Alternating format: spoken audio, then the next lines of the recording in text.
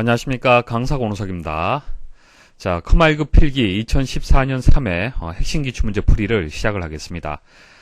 모든 문제를 풀이하는 것은 아니고요, 생소한 문제 위주로 해서 설명을 드리겠습니다. 자, 대부분 이제 강의에서 이론적인 설명 그리고 문제 풀이까지 다 이제 마쳤습니다. 하지만 매회 시험을 분석을 해보면요, 생소한 문제들이 출제가 되고 있습니다. 이번 회차를 보시면요, 컴퓨터 일반은 5문제, 그리고 스프레드시트 일반은 7문제, 그리고 데이터베이스 일반에서는 6문제가 생소하게 또 출제가 되었습니다. 그래서 이런 문제들 위주로 해서 이번 시간에 설명을 드리겠습니다. 다음 중 하이퍼미디어에 관련된 설명으로 옳지 않은 것은, 자, 일단 하이퍼미디어의 용어의 정의를 여러분들 먼저 아셔야만 문제를 풀이할 수가 있겠죠. 뭐 하이퍼미디어, 하이퍼텍스트 뭐 다들 들어보셨을 겁니다. 자, 인터넷을 이제 이용을 해서 서핑을 하는 그런 과정들을 한번 머리에 떠올려 보시면은 쉽게 이해가 되실 겁니다.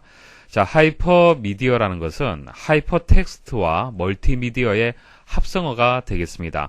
자, 하이퍼텍스트란 것은, 자, 웹문서를 여러분들이 이제 서핑을 하면서 보잖아요. 보면은 특정 문구가 하나 있으면은 이것을 클릭을 했을 때 해당 페이지로 이동이 되죠. 그러니까 순서대로 1페이지 읽고 2페이지 읽고 이런 개념이 아니라 중간에 링크가 되어 있어서, 자, 링크가 되어 있어서 그 링크된 것을 클릭을 하면은 해당 페이지로 바로 이동이 되는 겁니다. 자, 이게 텍스트와 하이퍼텍스트의 차이점이 되는 거예요. 그러니까 텍스트란 것은 순서에 맞도록 차례대로 읽어 나가는 것을 텍스트라고 보시면 되고요. 하이퍼텍스트는 링크의 개념을 생각을 하시면 됩니다. 자, 그래서 하이퍼텍스트하고 이제 멀티미디어가 이제 합성어가 되는 건데요. 자, 링크가 되어 있는 이 내용이 이제 멀티미디어란 얘기예요. 그래서 멀티미디어란 것은 소리, 동영상, 뭐 가상현실, 자, 이런 것들을 이제 멀티미디어라고 얘기를 하는데요. 그런 개념으로 여러분들 이해를 하시면 됩니다. 그래서 하이퍼텍스트로부터 유래된 용어고요. 하이퍼텍스트 링크 표현을, 자, 링크 표현을 소리, 동영상, 가상현실 등을 포함한 멀티미디어 개체들을 모두 포함하는 개념으로 확장시킨 것이다. 그러니까 해당 페이지로 이동이 되면 하이퍼텍스트가 되는 것이고, 미디어로 연결이 되면 하이퍼미디어가 되는 거예요. 자, 그럼 보기 읽어보도록 하겠습니다. 자, 1번. 특정 텍스트나 다양한 미디어를 클릭하면 연결된 문서로 이동하는 문서 형식이다. 맞는 설명이고요. 자, 2번. 사용자에 의해 문서에 읽는 순서가 결정되는 선형 구조이다. 자, 선형 구조인 것은 순차적으로 이렇게 읽어 내려가는 방식입니다. 그 일반적인 텍스트의 개념을 얘기를 하는 거예요. 그래서 하이퍼미디어, 하이퍼텍스트는 비선형이다, 그렇게 얘기를 하는 겁니다. 자, 비선형의 구조의 특징을 가지고 있는데요. 다시 한번 선형과 비선형의 차이점, 개념 설명을 드려볼게요. 자, 선형이란 것은 여러분들이 극장에 가서 영화를 보는 방식이라고 보시면 됩니다. 그러니까 순서대로 볼 수밖에 없잖아요. 여러분들이 건너뛰어서 다음 장면으로 이동을 할 수가 없어요. 그죠? 보여지는 대로 여러분들이 봐야 되는 겁니다. 그래서 사용자가 보는 순서를 결정할 수 없는 것을 선형이라고 보시면 되고요. 비선형은 곰플레이어로 다운로드 받은 이제 영화를 보는 그런 환경을 생각을 하시면 됩니다. 사용자가 보는 순서를 결정할 수가 있겠죠. 바로 다음 그 장면으로 이동을 할 수가 있습니다. 자, 그래서 비선형의 구조라고 얘기를 해드렸는데, 자, 2번이 설명이 틀렸고요. 자, 하이퍼미디어는 하이퍼텍스트와 멀티미디어를 합한 개념이다. 맞죠? 하나의 데이터를 여러 사용자가 다른 경로를 통해서 검색할 수가 있다. 자, 이렇게 데이터가 있으면 이렇게 들어올 수도 있고 이렇게 들어올 수도 있다는 얘기예요. 자, 인터넷 환경을 생각해 보시면 될 겁니다.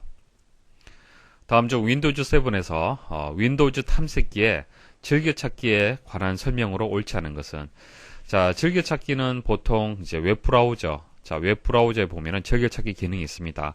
서핑을 하다가 자주 방문을 하는 사이트가 있다라면은 즐겨찾기에 등록하면은 다음에 방문하기가 쉽죠. 자, 그처럼 윈도우즈 탐색기에도 즐겨찾기 기능이 있습니다. 자, 아래쪽 그림 한번 보십시오. 아래쪽 그림 보시면은 즐겨찾기 이렇게 목록이 있습니다. 그리고 라이브러리, 뭐 홈그룹, 컴퓨터 이렇게 나와 있는데요. 자, 이때 즐겨찾기에서 이렇게 등록을 해두면은 바로 해당 기능으로 바로 이동을 할 수가 있는 거예요. 그러니까 인터넷 익스플로러의 즐겨찾기하고 기능이 같다라고 보시면 됩니다. 자, 그러면 실습을 한번 해보겠습니다.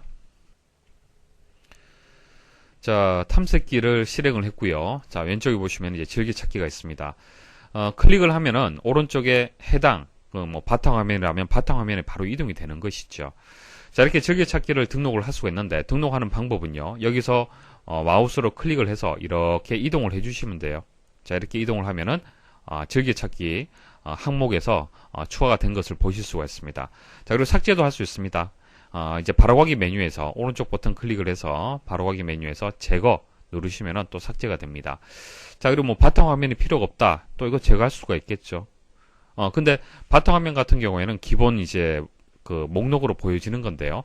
다시 복구를 하려면은 오른쪽 버튼 클릭을 해서 자, 즐겨찾기 링크 복원 클릭을 하시면 됩니다. 그러니까 링크를 여러분들이 기본적으로 제공하는 링크를 삭제를 했을 때는 이렇게 또 복원을 할 수도 있습니다. 자, 1번 인터넷 익스플로러의 즐겨찾기 메뉴와 유사한 기능이다. 맞고요. 2번 즐겨찾기 순서를 변경할 수 있으며 탐색창에 기본 즐겨찾기로 복원할 수 있다. 자, 조금 전 복원하는 거 보여드렸죠. 만일 바탕화면을 삭제를 했다. 이것은 기본 즐겨찾기의 링크가 되는 겁니다. 이것을 복원할 수가 있다는 얘기예요. 자, 3번 폴더, 저장된 검색, 라이브러리 또는 드라이브를 즐겨찾기로 추가하려면 탐색창의 즐겨찾기 섹션으로 끌어 놓는다. 자, 조금 전 클릭을 해서 쭉 끌어서 추가하는 것을 보여드렸습니다. 4번 파일이 저장된 위치에서 파일을 이동할 필요 없이 여러 위치에서 파일을 모아 하나의 모음으로 표시한다. 자, 이거 4번은요. 즐겨찾기에 대한 설명이 아니고요. 라이브러리에 대한 설명이 되는 겁니다. 자, 라이브러리는 여러분들 컴퓨터 내에 있는 문서, 비디오, 사진, 음악을요. 여기서 바로 쉽게 찾아볼 수 있도록 그렇게 만들어진 항목을 얘기를 하는 겁니다. 그래서 파일이 저장된 위치에서 파일을 이동할 필요 없이, 그러니까 여러분들 찾고자 하는 만일 비디오 파일이 있다라면 그 비디오 파일이 저장된 폴더까지 이동할 필요 없이 여기서 바로 클릭을 해서 실행을 할 수 있다는 그런 설명이 되는 겁니다. 그래서 여러 위치에서 파일을 모아 하나의 모음으로 표시한다. 그러니까 이렇게 흩어져 있을 거 아니에요, 파일들이. 그죠? 자, 그럼 그 중에서 비디오는 여기서 바로 모아서 볼 수 있도록 되어 있는 것이 라이브러리 기능이 되겠습니다. 다음 중 컴퓨터가 하드디스크를 인식하지 못하는 경우에 대처 방법으로 가장 적절하지 않는 것은, 자, 하드디스크를 인식 못한다. 여러분들 컴퓨터에서 하드디스크를 인식을 못한다라면 부팅이 안 될 겁니다. 그러니까 하드디스크를 인식 못하는 경우가 이제 크게 두 가지 이유가 있을 겁니다. 하나는 물리적인 원인에 의해서, 하나는 논리적인 원인에 의해서, 이렇게 두 가지로 나눌 수가 있을 겁니다.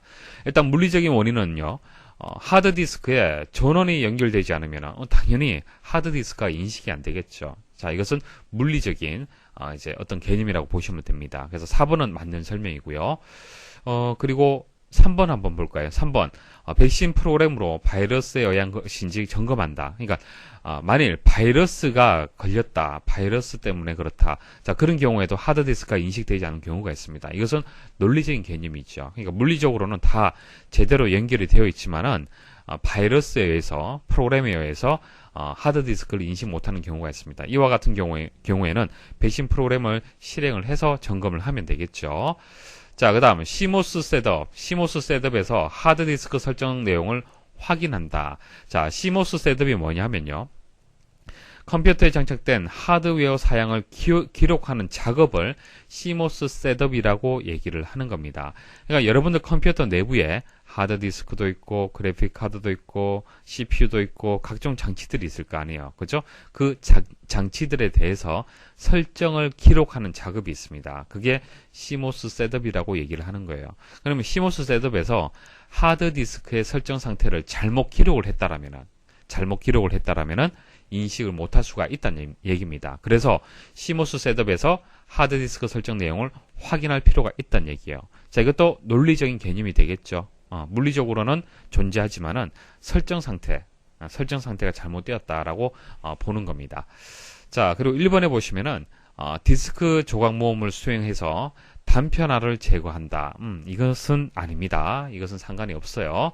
하드디스크를 인식을 한다 안 한다 하고는 상관이 없습니다.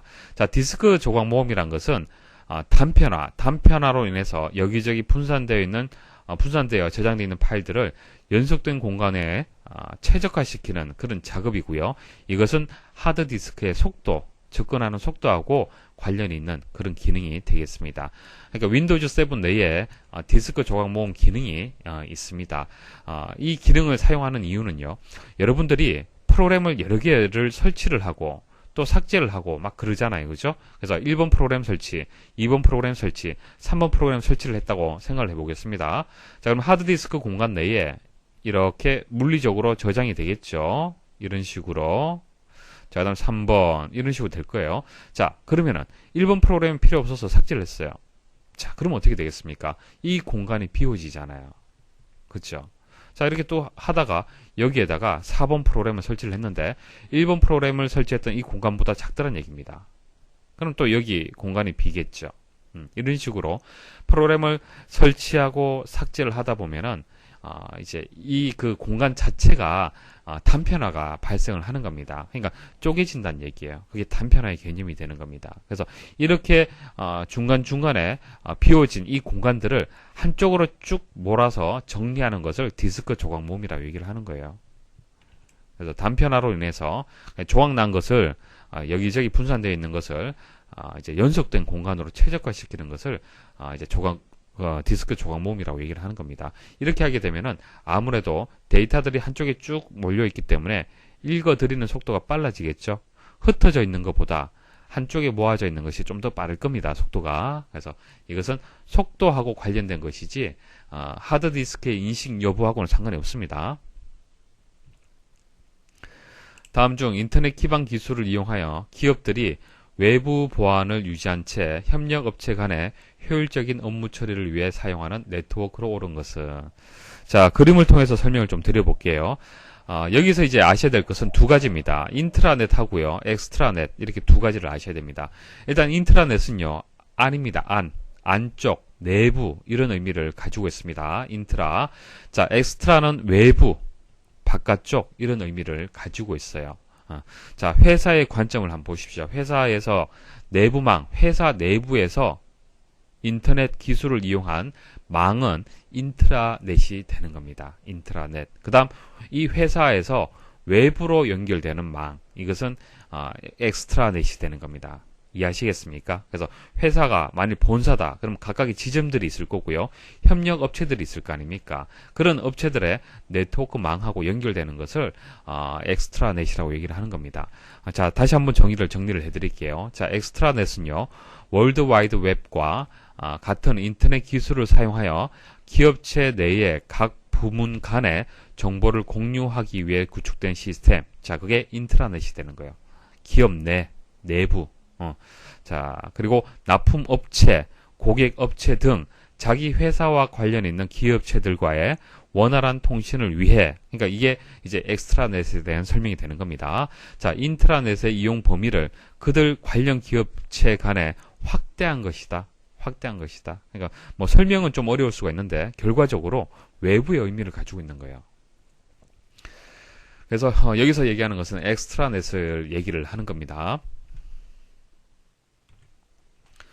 다음 중 운영체제의 처리 프로그램인 서비스 프로그램에 관한 설명으로 옳은 것은, 자, 윈도우즈 7, 자, 운영체제에 보시면은, 여러분들은 그냥 단순히 이용을 하기 때문에, 프로그램이 어떻게 나뉘어진다는 것을 아실 필요는 없습니다. 아실 필요 없지만은, 어떤 뭐 학문적으로 컴퓨터의 이제 어떤 기술적인 측면에서 봤을 때는 크게 두 가지로 나뉘게 됩니다. 제어 프로그램이 있고요. 그리고 처리 프로그램이 있습니다. 자, 한번 생각을 해 보십시오. 컴퓨터는 기본적으로 하는 역할이 뭐죠? 처리, 프로세싱을 하죠. 처리합니다. 1 더하기 2는 3이라는 것을 처리하죠. 자, 그 다음 해야 될 것은 제어해야 됩니다. 제대로 계산이 되었느냐? 제어할 필요가 있겠죠. 그래서 크게 운영체제는 처리 프로그램이 있고 제어 프로그램으로 나뉘게 되는 겁니다. 자, 그럼 제어 프로그램은 또 어떤 것이 있느냐? 감시 프로그램, 작업 관리 프로그램, 데이터 관리 프로그램, 이렇게 세 가지가 있습니다. 자, 시험에 쉽게 출제가 된다라면은 제어 프로그램이 아닌 것은 이렇게 나와요. 그래서 1번 감시, 2번 작업, 3번 데이터 관리 프로그램, 이렇게 나와요. 그리고 4번에는 엉뚱한 프로그램이 들어가겠죠. 예를 들어서 뭐 처리 프로그램, 서비스 프로그램 이렇게 들어갈 겁니다. 그래서 일단 제어 프로그램의 세 가지를 꼭 기억을 하셔야 돼요.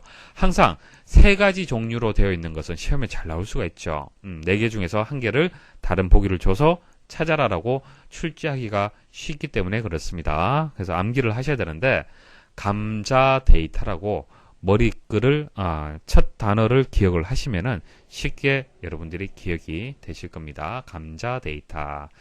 자, 그럼 감시 프로그램은 어떤 역할을 하느냐? 자원의 할당 및 시스템 전체의 작동 상태를 감시를 하는 거예요. 그래서 만약 문제가 좀 어렵게 출제가 된다라면 이렇게 시험에 나오는 겁니다. 자원의 할당 및 시스템 전체의 작동 상태를 감시하는 프로그램이 무엇이냐 이렇게 나옵니다. 그러면은 작동을 감시한다, 상태를 감시한다라고 했기 때문에 감시 프로그램을 선택을 하시면 되는 거예요. 자, 작업 관리 프로그램은요, 작업이 정상적으로 처리될 수 있도록 작업의 순서와 방법을 관리하는 겁니다. 그래서 작업의 순서와 방법을 관리한다 이런 설명이 나오면은 작업 관리 프로그램이 되는 겁니다. 그러니까 무작정 암기하지 마시고 키워드를 잘 보십시오. 키워드. 자, 데이터 관리 프로그램은요, 작업에 사용되는 데이터와 파일의 표준적인 처리 및 전송을 관리하는 겁니다. 그러니까 데이터, 파일 이런 얘기가 나오면은 데이터 관리 프로그램이 되는 겁니다. 자, 세 가지 기억을 하시겠죠. 자, 그 다음 처리 프로그램 보겠습니다. 처리 프로그램에는 두 가지가 있습니다. 언어 번역 프로그램이 있고요. 서비스 프로그램이 있습니다. 자, 언어 번역 프로그램이라고 해서 뭐 한국어를 영어로 바꾸는 그런 프로그램이 아닙니다. 컴퓨터 내부적으로는 이제 언어라고 하면은 두 가지 언어가 있습니다. 원시 프로그램, 그 다음 목적 프로그램 이렇게 두 가지가 있어요. 자, 원시 프로그램이라는 것은 고급 언어로 작성된 그 프로그램을 이제 원시 프로그램을 얘기를 하는데요. 예를 들어서 여러분들이 이제 프로그래머라고 가정을 하겠습니다. 여러분들이 프로그래머예요. 프로그래머가 이렇게 코딩을 하죠. 코딩을 쭉 합니다. 예를 들어서 이거는 C 언어를 이용을 했다. 자, C 언어라는 개발하는 프로그램 언어가 있습니다. 자, C 언어를 이용해서 프로그램 코딩을 했어요. 자, 그게 이제 원시 프로그램이 되는 겁니다. 보통 영문으로 되어 있죠. 영문. 자, 이것을 C 언어가 이제 고급 언어가 되는 거고요. 그 C 언어로 만든 프로그램을 원시 프로그램으로 얘기를 하는 겁니다. 이 원시 프로그램은요, 사람이 이해하기 쉬워요. 사람이 프로그래밍을 한다라고 했을 때는 컴퓨터는 생각하지 않고요, 사람이 쉽게 작성할 수 있도록 만들어진 겁니다. 자, 그런데 컴퓨터는 이 원시 프로그램을 이해할 수가 없습니다. 컴퓨터는요, 목적 프로그램만 이해를 하는 겁니다. 그러니까 한마디로 1과 0 형태의 언어만 이해를 한다는 얘기예요. 그게 기계어가 되는 거예요. 기계어. 그래서 원시 프로그램을 기계어의 형태로 되어 있는 목적 프로그램으로 해서 이렇게 변환을 해줄 필요가 있어요. 그렇죠? 사람이 이해하는 형식을 기계가 이해하기 쉽도록, 컴퓨터가 이해하기 쉽도록 바꿔줄 필요가 있는 겁니다. 그게 언어 번역 프로그램이 되는 겁니다. 자, 그리고 서비스 프로그램은요, 컴퓨터를 더욱 효율적으로 사용할 수 있도록 제작된 프로그램을 얘기를 하는 겁니다. 자, 윈도우즈 7에 보시면은, 뭐 여러 가지 이제 기능들, 보조하는 프로그램들이 많이 있을 겁니다. 뭐 디스크 조각 모음도 마찬가지죠. 그리고 정렬할 수 있도록 또 되어 있을 거고요. 병합한다든지, 또 각종 유틸리티 프로그램들 많이 있습니다. 뭐 압축을 한다든지, 압축을 해제한다든지. 자, 그런 것들이 이제 서비스 프로그램이 되는 겁니다. 자, 한번 보기 읽어보도록 하겠습니다. 자, 서비스 프로그램에 관한 설명으로 옳은 것을 찾는 겁니다. 자, 1번 보시면은 원시 프로그램, 뭐 기계어 이런 얘기가 나오면은 이제 언어 번역 프로그램이 되겠죠. 2번, 사용자의 업무를 컴퓨터로 처리하기 위하여 작성된 응용 프로그램이다. 자, 이것은 응용 프로그램에 대한 설명이 되는 겁니다. 엑셀, 뭐 액세스, 파워포인트 이런 것들이 이제 응용 프로그램이 되는 것이죠. 자, 3번, 사용자의 편의를 위해 제작사에서 제공하는 프로그램으로 연계 편집, 유틸리티, 정합, 병합, 자, 이런 얘기가 나오면은 서비스 프로그램이 맞다는 얘기예요. 자, 주기억장치와 보조기억장치 사이에 파일의 입출력을 관리하는 프로그램이다. 자, 이것은 파일, 뭐 데이터 이런 얘기가 나오면은 데이터 관리 프로그램이 되는 겁니다. 3번이 정답이 되겠네요. 다음 중 워크시트의 데이터 목록, 윤곽 설정에 대한 설명으로 옳지 않은 것은, 자, 윤곽은 부분합. 자, 부분합을 구할 때 왼쪽에 나왔던 이런 기호들이 있죠. 자, 이런 기호들을 윤곽 기호라고 얘기를 합니다. 예시 그림 보시면은, 이제 불합격자하고 합격자를 이제 나누었죠. 나누어서 부분합을 계산했습니다. 불합격자의 이제 개수가 얼마가 되는지, 합격 개수는 얼마가 되는지, 그리고 전체 개수는 얼마가 되는지, 이렇게 부분합을 구했는데요. 이때 이제 윤곽기호를 지금 얘기를 하는 겁니다. 자, 보기 한번 보도록 하죠. 옳지 않은 것을 찾는 겁니다. 그룹화하여 요약하려는 데이터의 목록이 있을 경우, 데이터의 최대 8개 수준의 윤곽을 설정할 수 있다. 자, 8개 수준의 윤곽이란 얘기는, 자, 여기서는 1, 2, 3. 자, 3개 수준의 이제 윤곽이 설정되어 있는 상태고요. 자, 최대 8개까지 설정이 가능합니다. 자, 여기 부분합에 가시면요. 자, 현재 부분합이 이제 적용이 되어 있는데 추가할 수 있습니다. 자, 추가를 할 때는 새로운 값 대치는 체크를 해제를 해야 됩니다. 체크가 되어 있으면은 이제 덮어쓰기가 되는 겁니다. 기존에 부분합 정의되어 있는 것이 지워지면서 새롭게 이제 적용이 되는 거고요. 추가를 하시려면은 체크를 해제를 하시고요. 확인 버튼 눌러보십시오. 자, 눌러보시면은 1, 2, 3, 4 해가 4까지 지금 표시가 되었죠. 이런 식으로 계속 추가하게 되면은 8개 수준까지 가능하다는 얘기입니다. 자, 2번 윤곽기호가 표시되지 않을 경우 엑셀 옵션에서 표시되도록 설정할 수 있다. 자, 엑셀 옵션에 가시면요. 고급에 가셔서 이 워크시트의 표시 옵션에 가시면요. 윤곽을 설정한 경우 윤곽기호 표시라는 게 있습니다. 자, 이것을 체크를 하시면 됩니다. 자, 그래서 2번도 맞는 설명이고요. 3번 그룹별로 요약된 데이터에 설정된 윤곽을 제거하면 윤곽기호와 함께 요약 정보가 표시된 원본 데이터도 삭제가 된다. 그러니까 윤곽을 제거를 하잖아요. 그죠? 제거를 했을 때는 자, 요약 정보가 표시된 원본 데이터도 이제 삭제가 된다는 얘기죠. 그러니까 데이터가 삭제가 된다는 얘기인데 그렇지 않습니다. 윤곽을 지운다 하더라도 윤곽 기호만 없어지고요. 요약된 정보라든지 원본 데이터는 그대로 유지가 됩니다. 자, 조금 뒤에 보여드릴게요. 자, 4번 윤곽을 만들 때나 만든 후에 윤곽의 스타일을 적용할 수 있다. 그러니까 윤곽의 스타일을 적용할 수 있다라는 설명인데 설명을 드리겠습니다. 자, 윤곽선에서 설정 버튼 한번 눌러보십시오. 자, 눌러보시면요. 스타일 적용이라는 버튼이 보여지죠. 그래서 윤곽에 대해서 스타일을 적용할 수 있습니다. 자, 그리고 윤곽을 한번 지워 보겠습니다. 여기 그룹 해제에 가시면은 윤곽 지우기가 있습니다. 자, 설정을 해볼게요. 자, 데이터라든지 어떻게 바뀌는지 한번 보십시오.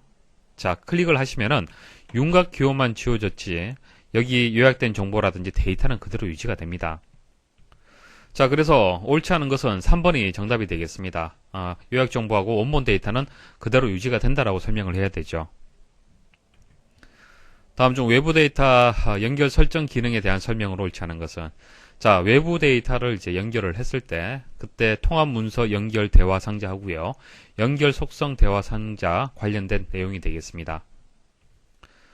자, 이 문제를 풀이를 하시려면 일단 외부 데이터를 이제 가지고 와야 됩니다.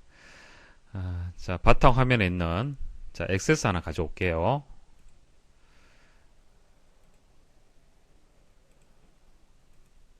자, 이렇게 해서 이제 외부 데이터가 연결이 되어 있습니다. 자, 이 상태에서 한번 기능을 수행을 해 보겠습니다. 자, 여기 보시면 연결에 연결이 있습니다. 이거 눌러 보시면요. 통합 문서 연결이라는 대화 상자가 나옵니다. 자, 이 대화 상자에서 시트라든지 이름이라든지 위치, 값, 수식에 대한 정보들이 나옵니다. 그러니까 현재 01회 정답이라는 액세스 파일이 연결이 되어 있고요. 그 연결되어 있는 위치가 이렇게 표시가 된다는 얘기예요. 그래서 1번에 대한 설명 맞습니다. 통합문서 연결 대화 상자에서 시트, 이름, 위치, 값, 수식 등 통합문서에서 사용되는 연결 위치 정보가 제공된다. 이거 맞는 설명이죠. 2번 연결 속성 대화 상자에서 일정한 시간 간격으로 외부 데이터를 자동으로 새로 고치거나 업데이트 할 수 있다. 자, 통합문서 연결 대화 상자에서 속성 버튼이 있습니다. 자, 속성 버튼 누르게 되면 연결 속성 대화 상자가 나옵니다. 자, 2번 보기는 연결 속성 대화 상자에 대한 문제가 되는 겁니다. 자, 연결 속성 대화 상자에 보시면은 새로 고침 옵션이 있는데요. 어떻게 새로 고침을 할 거냐? 자, 그것을 설정을 할 수 있습니다. 다른 작업하면서 세로 고침을 하겠다. 다른 작업 중에 세로 고침을 할 수 있도록 할 수도 있고요. 자, 다음 간격으로 세로 고침. 그냥 시간 설정을 할 수가 있어요. 자동으로 그 시간이 되면은 세로 고침이 된다는 얘기고요. 자, 파일을 열 때 데이터 세로 고침. 그러니까 파일을 열 때 그때 외부 데이터를 세로 고침을 해서 그렇게 설정을 할 수도 있고, 그리고 체크를 해제하게 되면 그렇지 않게 되는 겁니다. 그래서 2번에 보시면은 시간 간격이라는 설명이 맞습니다. 그리고 3번에 보시면은 통합 문서를 열 때 외부 데이터를 자동으로 세로 고치거나, 자, 이 설명이 이 부분을 체크를 했을 때를 얘기를 하는 거예요. 외부 데이터를 새로 고치지 않고 즉시 통합 문서를 열도록 할 수 있다. 체크를 해제하면 되겠죠. 그래서 2번하고 3번도 맞는 설명이고요. 연결을 제거하면 현재 통합 문서에 외부에서 연결하여 가져온 데이터도 함께 제거된다. 자, 보여드릴게요. 자, 현재 01회 정답이라는 파일이 연결이 되어 있습니다. 이렇게 데이터가 표시가 되었죠. 외부 데이터의 값이 표시가 되었는데요. 이것을 제거했을 때를 지금 얘기를 하는 거예요. 제거를 한번 해보겠습니다. 자, 예 버튼 누르고요. 데이터가 어떻게 바뀌는지 보십시오. 자, 닫기 버튼 눌러볼게요. 어떻게 되었습니까? 데이터는 그대로 유지가 되죠. 삭제되지 않습니다. 자, 그래서 4번이 정답이 되겠네요. 제거된다라고 했기 때문에 틀렸습니다. 다음 중 통합문서 보호 및 공유에 대한 설명으로 옳지 않은 것은, 공유 통합문서를 여러 사용자가 동시에 편집할 수 있도록 설정할 수 있다. 이런 겁니다. 공유 통합문서라는 것은 통합문서가 하나 있으면은, 자, 여러 사람들이 이 내용을 수정하고 싶다, 추가하고 싶다, 이런 경우 있을 수 있습니다. 예를 들어서 기획팀에서 기획 문서가 하나 있는데 아이디어가 생길 때마다 사용자들이 추가해야겠다. 이 파일 하나에다가 여러 사람들이 좀 그 데이터를 추가한다든지 삭제를 하고 싶다. 그런 경우 있을 수가 있잖아요. 그죠? 그게 공유 통합 문서가 되는 거예요. 그러니까 나만 사용하는 것이 아니라 여러 사람들이 공동으로 작업을 할 수 있게끔 해주는 그런 기능이 되는 겁니다. 그래서 1번에 대한 설명은 맞고요. 자, 2번. 공유된 통합 문서에서는 조건부 서식을 추가하거나 변경할 수 없다. 이거 맞는 설명입니다. 단순한 이제 입력 편집은 가능합니다. 그렇지만 조건부 서식, 차트, 시나리오, 분합, 그리고 데이터 테이블, 피벗 테이블 보고서, 매크로 등은 추가하거나 변경할 수 없습니다. 그래서 맞는 설명이고요.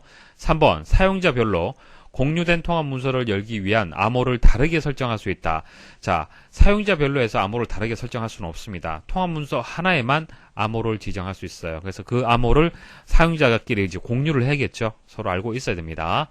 그래서 3번이 정답이 되고요. 4번, 필요시 공유 통합 문서에서 특정 사용자의 연결을 끊을 수가 있다.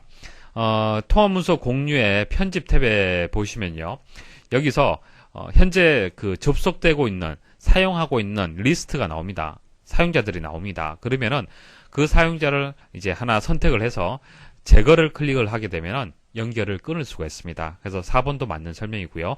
3번이 정답이 되겠습니다.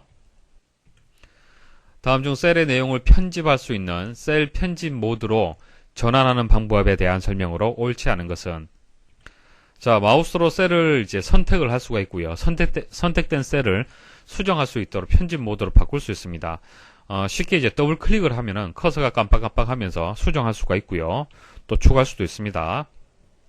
자, 또 다른 방법은 F2번이죠. 키보드에서 F2번 누르시면 됩니다. 자, 또 다른 방법은 선택을 하고요. 자, 위쪽에 보시면 수식 입력 줄이 있죠. 수식 입력 줄에서도 바로 이렇게 입력을 할 수 있습니다. 그래서 크게 이렇게 세 가지 방법이 있고요. 마우스 오른쪽 버튼 클릭을 해서는 이제 편집 모드로 들어갈 수 있는 메뉴는 없습니다. 자, 옳지 않은 방법을 찾는 겁니다. 셀을 2번 클릭한다. 맞죠? 수식 입력 줄을 이용하는 방법 F2번 맞습니다. 하지만은 셀의 바로가기 메뉴에서 셀 편집을 클릭을 한다. 이런 내용은 없습니다. 다음 중 3차원 참조에 대한 설명으로 옳지 않은 것은, 자, 참조. 일단 참조라는 것은 이런 것이죠. 수식을 입력을 할 때 A 첫 번째 셀과 B 두 번째 셀을 더해라. 그러면은 해당 셀을 참조를 해서 수식을 만든 겁니다. 근데 3차원 참조라는 것이 이제 나왔는데, 3차원 참조라는 것은 여러 시트의 동일한 셀 데이터나 셀 범위 데이터에 대한 참조를 얘기를 하는 겁니다. 자, 그래서 뭐 1번에 대한 설명은 일단 맞습니다. 3차원 이제 참조에 대한 정의가 맞고요. 자, 2번에 대한 설명이 이것도 맞는 건데 이거 보시면은 이해하기 쉬울 거예요. 자, 시트 2부터 시트 4까지의 A 두 번째 셀을 모두 더하라. 이런 식을 만들 수도 있겠죠. 자, 그래서 수식을 이렇게 입력을 했다는 얘기예요. 그래서 시트 2, 자, 그 다음 시트 3이 있어요. 자, 그 다음 시트 4가 있습니다. 자, 각각의 A 두 번째 셀이 있겠죠. 자, A 두 번째 셀. 자, 이 각각의 A 두 번째 셀에 있는 값을 모두 더하고 싶다는 얘기예요. 그래서 sum 함수를 이용을 하고요. 시트 2에서 시트 4까지, 자, 콜론으로 해서 연속되게 표현을 해주시고요. 느낌표에서 그 다음에 셀 이름 들어갑니다. A 두 번째 셀. 자, 이런 식으로 수식을 입력하게 되면은 이것은 3차원 참조가 되는 겁니다. 개념 아시겠죠? 그래서 3번에 보시면 sum, average, counter, 그리고 standard deviation, 자, 표준 편차를 뜻하는데 이런 함수들을 사용을 할 수 있습니다. 한번 상식적으로 한번 생각을 해보십시오. 금방 합계를 구하듯이 평균 구할 수도 있잖아요. A 두 번째 각각의 셀들의 값들을 가지고 와서 이제 평균을 구할 수가 있을 거고요. 카운터는 뭡니까? 카운터 뒤에 데이터 A가 들어가면 데이터가 되는 겁니다. 그래서 데이터가 있는 셀의 수 구할 수가 있겠죠. 그리고 표준 편차도 구할 수가 있겠죠. 자, 카운트 가능하겠죠. 건수 구할 수가 있겠죠. 그리고 맥스라든지 민이라든지 이런 단순 계산 함수들은 사용할 수 있습니다. 하지만은 4번에 보시면은 배열 수식의 3차원 참조를 사용할 수 있다라고 되어 있는데 이거 틀렸습니다. 자, 그리고 if 함수라든지 이런 것들은 사용을 못해요. 그러니까 모든 함수들을 3차원 참조로 이용할 수 있는 것은 아닙니다. 지금 말씀드렸던 이런 간단한 것들 여러분 생각해 보시면 아실 거예요. 자, 이런 것들은 각각의 시트에 각각의 셀을 참조를 해서 계산이 가능하지만은 만일 if문 같은 경우에 한번 보십시오. 조건식을 이렇게 쓸 수 있습니까? 자, A 두 번째에서 그러니까 시트 두 번째에서 시트 네 번째까지의 A 두 번째 셀들의 값들을 가지고 뭐 20보다 크다라는 조건. 이거 조건이 되겠습니까? 제대로 참조가 이루어지지 않겠죠. 그래서 이런 식으로 입력하면은 레퍼런스 참조 오류가 발생을 하는 겁니다. 그러니까 수식이 제대로 적용이 안 되는 거예요. 그래서 이런 이제 if 함수라든지 배열 수식은 안 됩니다. 그래서 4번이 정답이 되겠습니다.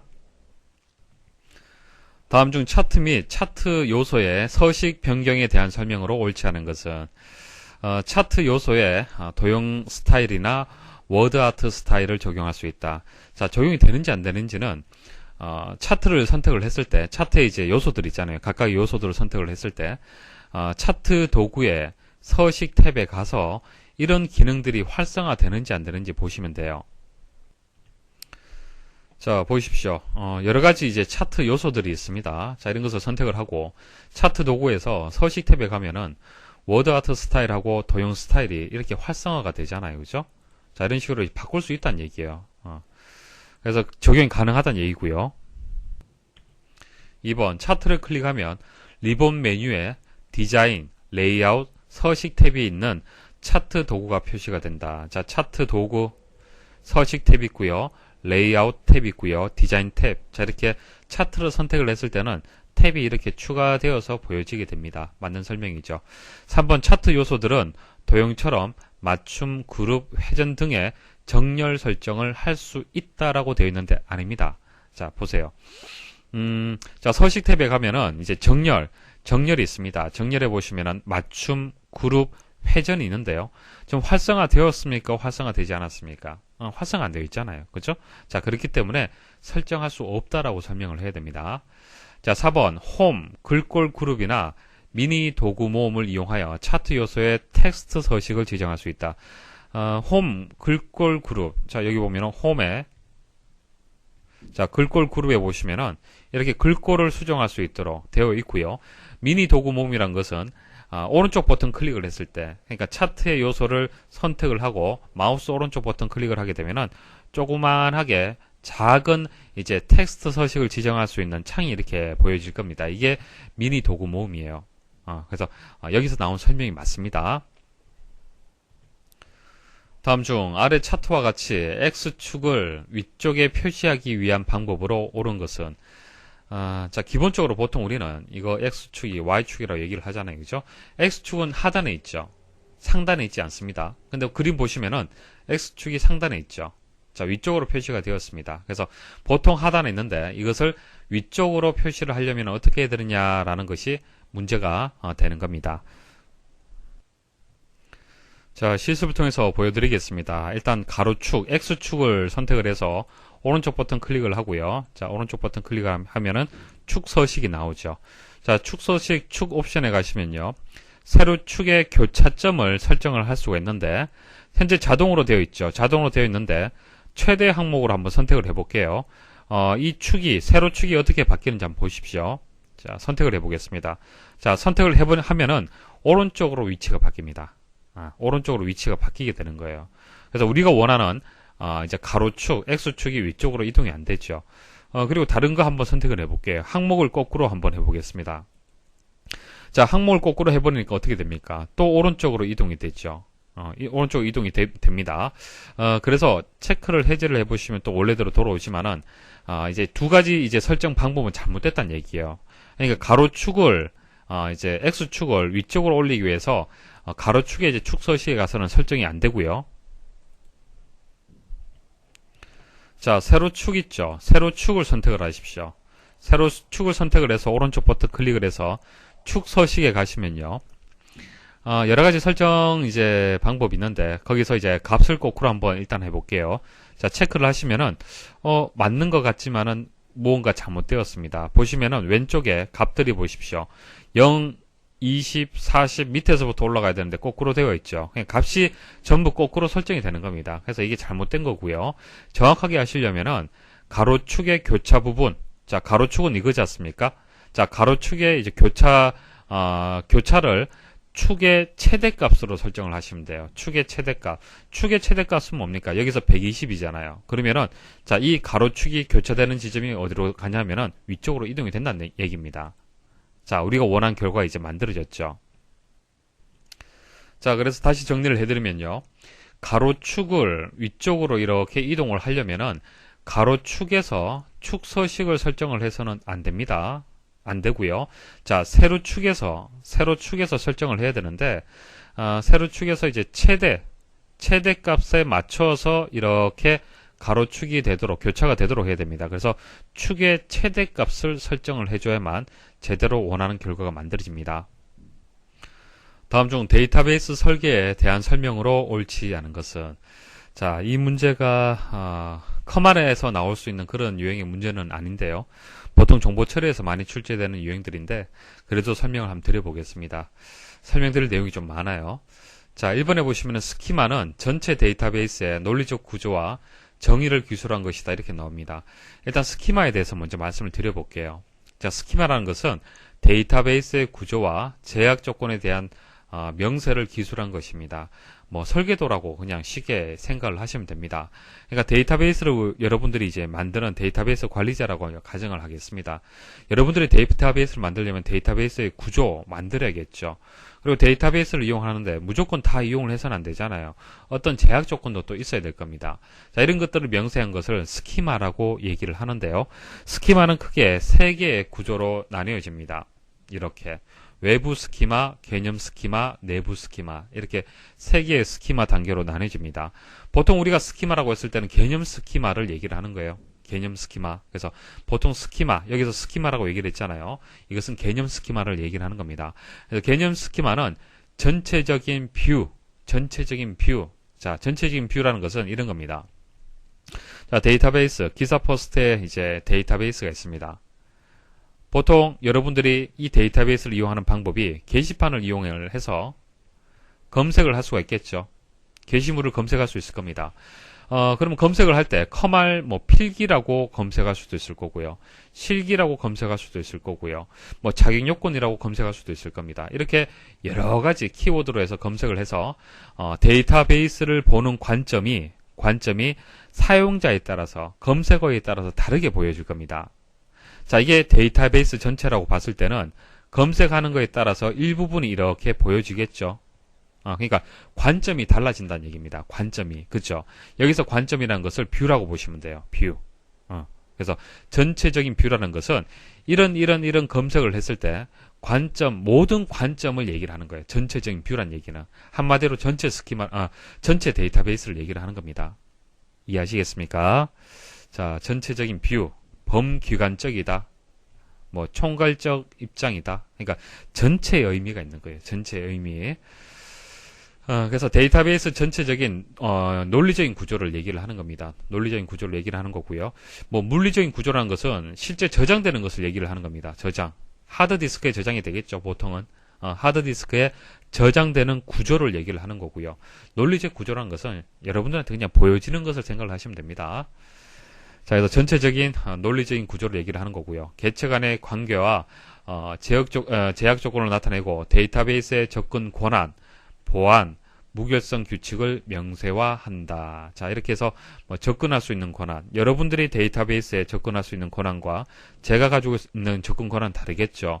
그리고 보안 측면, 그리고 무결성이라든지 이런 것은 다를 수밖에 없고 그것을 명세화한다는 얘기입니다.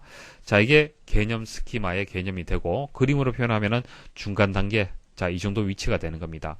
자, 이게 물리적인 데이터베이스가 되는 거예요. 이 하드디스크라고 보시면 되겠죠. 하드디스크.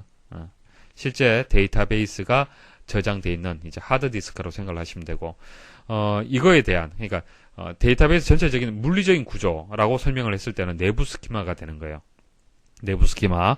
자, 이것은 DBA가 관리를 하겠죠. 데이터베이스 어드미니스트레이터, 데이터베이스 관리자가 이제 관리를 하는 거예요. 그리고 이제 실제 데이터를 저장한다. 그러니까 저장하는 거에 대해서 명세를 한다라고 했을 때는 내부 스키마가 되는 겁니다. 그러니까 내부는 깊숙한 곳, 실제 저장하고 관련된 겁니다. 물리적, 저장, 이런 얘기가 나올 때 내부 스키마에 대한 설명이 되는 거예요.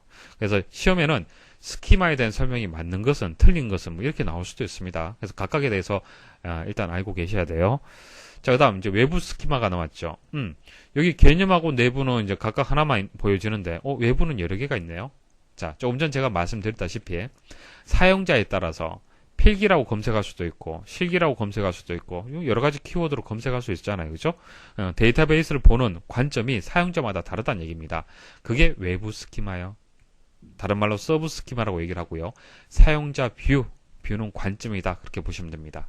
그래서 사용자가 보는 관점을 얘기를 하는 거고요. 사용자에 따라서 다르다. 그렇기 때문에 여러 개가 존재할 수밖에 없습니다. 자, 이게 스키마의 이제 구조가 되는 겁니다. 자, 그리고 읽어보도록 하겠습니다. 자, 2번. 물리적 데이터베이스의 기본 데이터 단위는 저장 레코드다. 자, 이거 설명드리려면 또 데이터베이스 설계 다시 한번 말씀을 드려야겠네요. 자, 데이터베이스 설계 단계는요. 첫 번째, 개념적 설계. 그 다음, 논리적 설계, 물리적 설계가 되는 겁니다. 시험에는 이제 데이터베이스 설계 과정, 뭐 이렇게 나오는 경우도 있습니다. 그래서 눈물, 이런 식으로 보통 암기를 합니다. 자, 개념적 설계 같은 경우에는 현실 세계를 우리가 데이터베이스로 만들어야 되잖아요. 그죠? 실제 저장 공간에 저장할 수 있도록 만들어야 됩니다. 그래서 첫 번째 해야 될 것이 이제 개념적 설계인데, 개념적 설계는 오른쪽 그림처럼 ER 모델, 개체 관계도로 구현을 하는 것을 개념적 설계라고 얘기를 하는 겁니다. 그래서 개체, 현실 세계에 있는 개체, 학생도 개체가 되고 과목도 개체가 되겠죠. 자, 이들 간의 관계, 수강이란 관계가 있네요. 자, 이들 간의 관계를 ER 모델로 구현한 것을 개념적 설계라고 얘기를 하고요.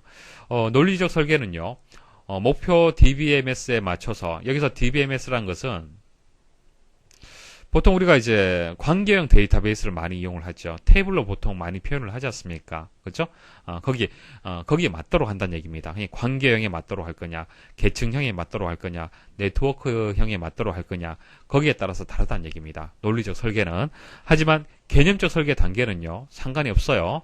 논리적 설계 단계에서 어떤 DBMS를 이용을 하든 그건 상관이 없습니다. 이건 다 동일해요. 동일하고 논리적 설계 단계에서 이제 나뉘게 되는 겁니다. 종류에 따라서.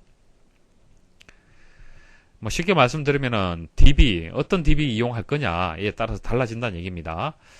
그래서 이렇게 이제 세 개의 이제 논리적 모델이 있는데요. 자, 이것도 이제 설명을 드리겠습니다. 보통 우리가 사용하는 것이 이제 관계형이 되겠습니다. 이것은 구조가 표로 되어 있고 테이블 릴레이션.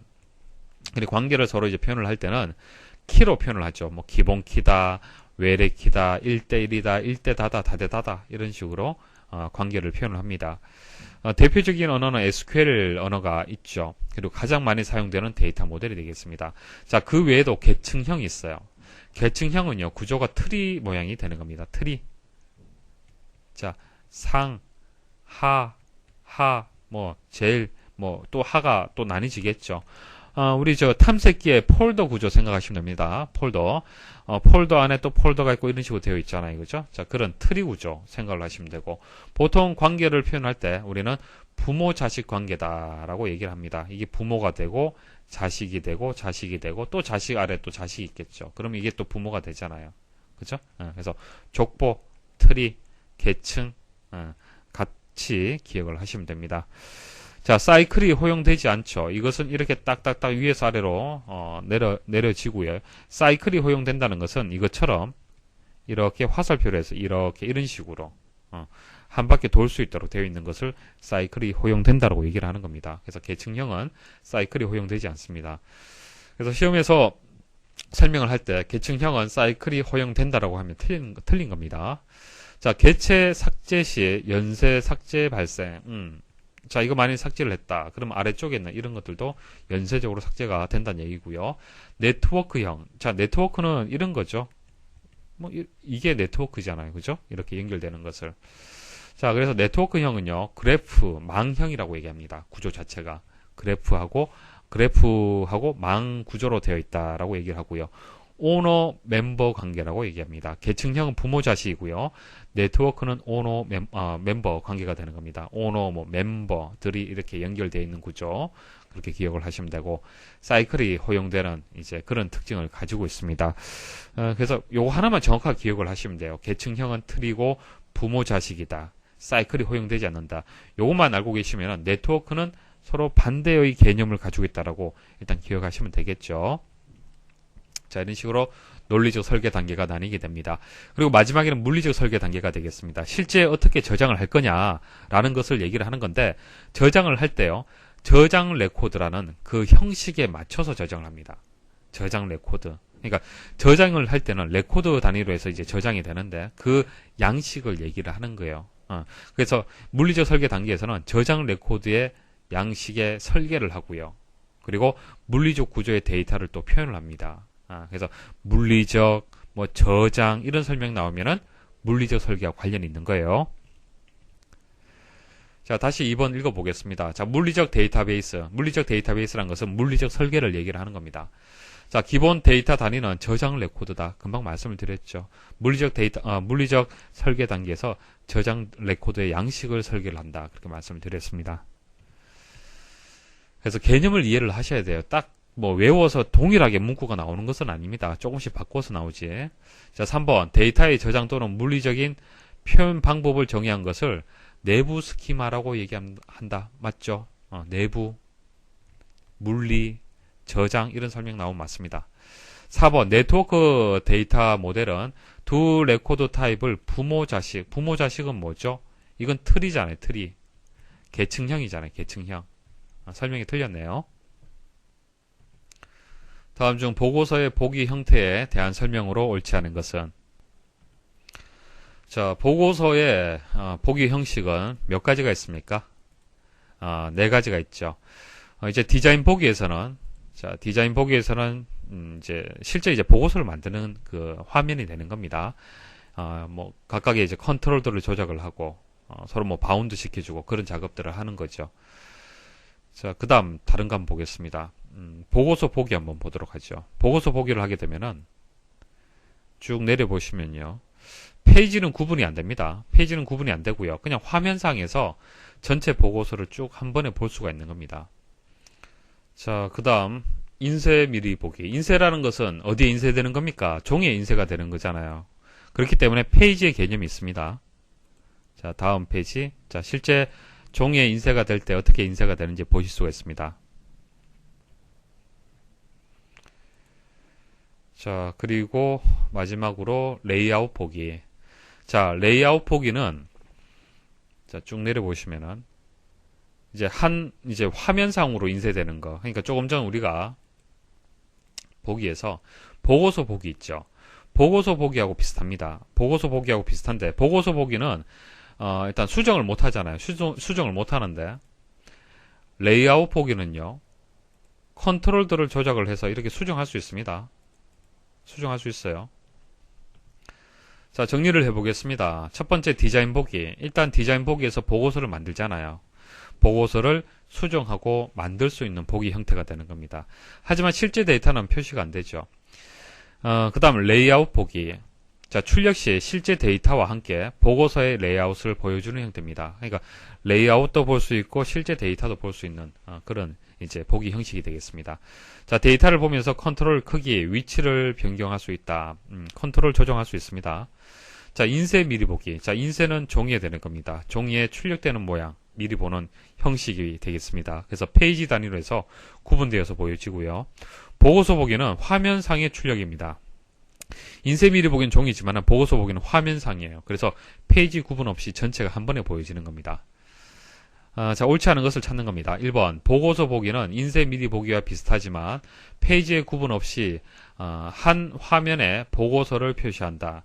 자, 뭐 말씀을 드렸기 때문에 그죠? 화면상에서 이제 보여지는 거고 페이지 구분이 없다. 맞는 설명입니다. 자, 2번 인쇄 미리 보기. 인쇄 미리 보기는 종이에 되는 겁니다. 자, 페이지 레이아웃의 설정이 용이하며 보고서가 인쇄되었을 때 모양을 확인할 수 있다. 보고서가 인쇄되었을 때 모양 확인할 수 있고 레이아웃 설정이 용이하다.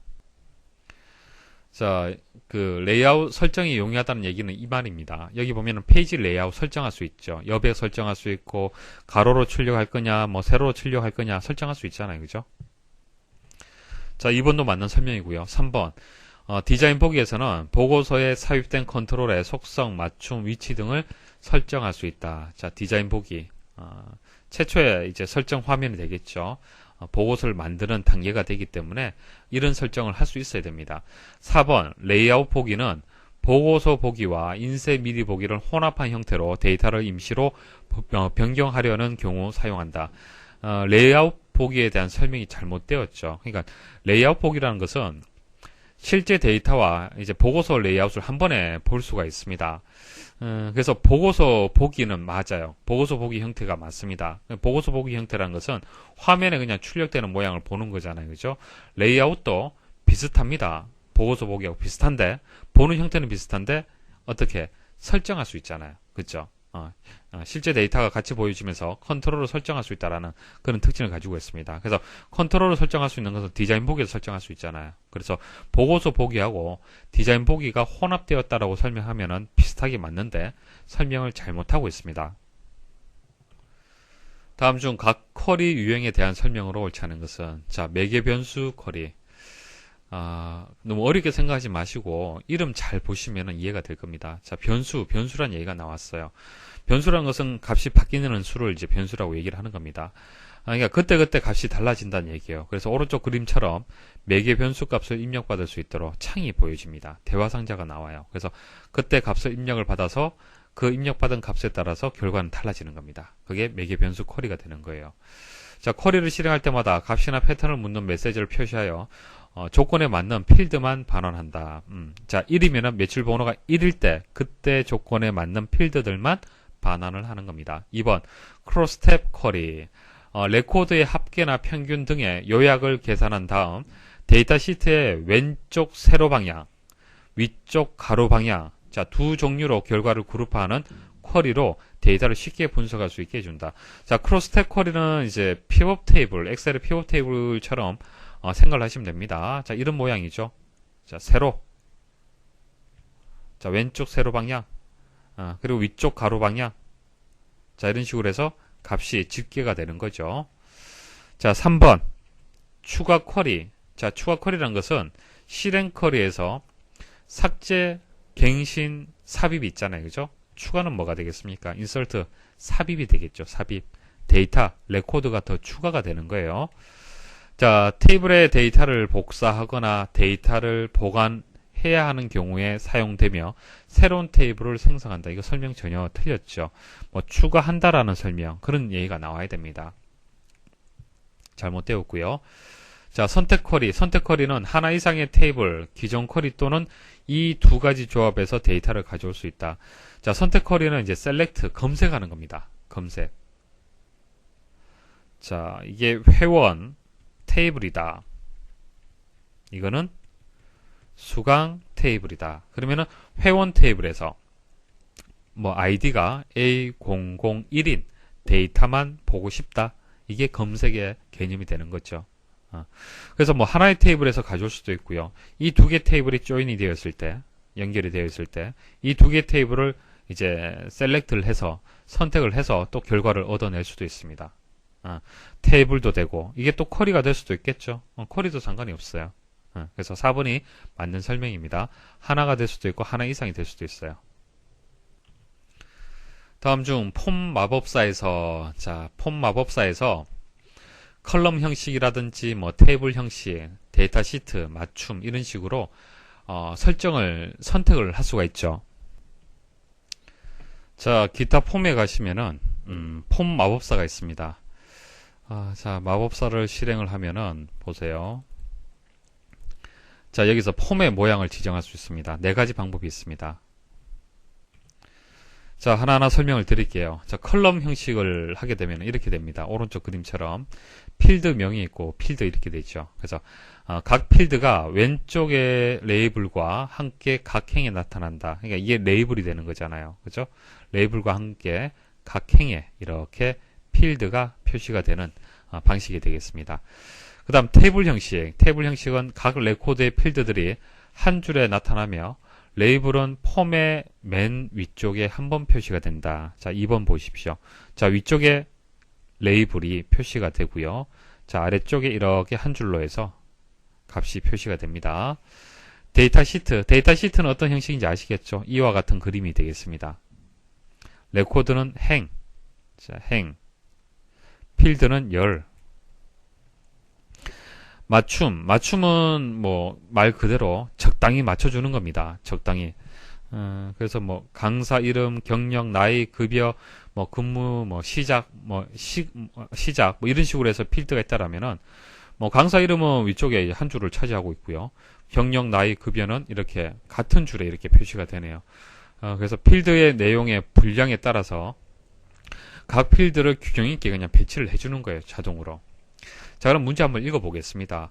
선택 가능한 폼의 모양으로 각 필드가 왼쪽의 레이블과 함께 각 행에 나타나며, 자, 설명 보시면 아시겠지만 이제 컬럼 형식에 대한 설명이 되는 겁니다. 자, 폼이 생성된 직후에는 컨트롤 레이아웃이 설정되어 있어 각각의 컨트롤을 다른 크기로 변경할 수 없는 것은, 자, 보세요. 컬럼 형식 선택을 했죠. 다음 버튼 누르고요. 여기서 마침 버튼 누르겠습니다. 딱 누르게 되면은 어떻습니까? 설정 못하죠. 크기라든지 이런 거 컨트롤 조정 못합니다. 자, 그래서 뭐 각각의 컨트롤을 다른 크기로 변경할 수 없다라는 설명이 그 얘기가 되는 거예요. 다음 중 매크로 함수에 대한 설명으로 옳지 않은 것은, 메시지 박스 함수는 사용자에게 필요한 메시지를 화면에 보여주며 경고음을 설정할 수 있다. 뭐 메시지를 보여주는 거 맞죠? 자, 1번 맞고요. goto control 함수는 활성화된 폼에서 커서를 특정 컨트롤로 자동 이동하는 데 사용한다. 뭐 맞는 설명이죠. goto control. 자, 컨트롤로 이동을 한다. 그러니까 활성화된 폼에서 포커스가 여기서 얘기하는 커서가 되는 겁니다. 포커스를 특정 컨트롤로 이동을 해주는 거예요. 맞는 설명입니다. 컨트롤 이동, 포커스를 특정 컨트롤로 이동한다. 그렇게 기억을 하시면 되겠습니다. 같은 설명이고요. 3번 캔슬 이벤트. 캔슬 이벤트 함수는 인수로 지정한 이벤트를 취소하는 기능을 수행한다. 자, 이벤트를 취소한다는 설명은 맞는데요. 인수를 지정하지는 않습니다. 보시면은, 자, 프로시저가 있는데요. 워크시트가 이제 비활성화 되었을 때 캔슬 이벤트 이렇게 주잖아요. 그죠? 매크로 함수를 주게 되면은 인수가 없잖아요. 그죠? 인수 없이 이벤트가 그냥 캔슬이 되는 겁니다. 그래서 3번에 대한 설명이 틀렸습니다. 자, 4번 find next 함수는 find record 함수나 찾기 및 바꾸기 대화 상자에서 지정한 조건에 맞는 다음 레코드를 찾는다. 자, 다음 next 맞는 설명입니다. find next는요. 찾고 그 다음 것을 찾는 거예요. 찾아서 그 다음 것을 찾는 거예요. 그게 무슨 얘기냐면은 지정한 조건에 맞는 것을 일단 찾죠.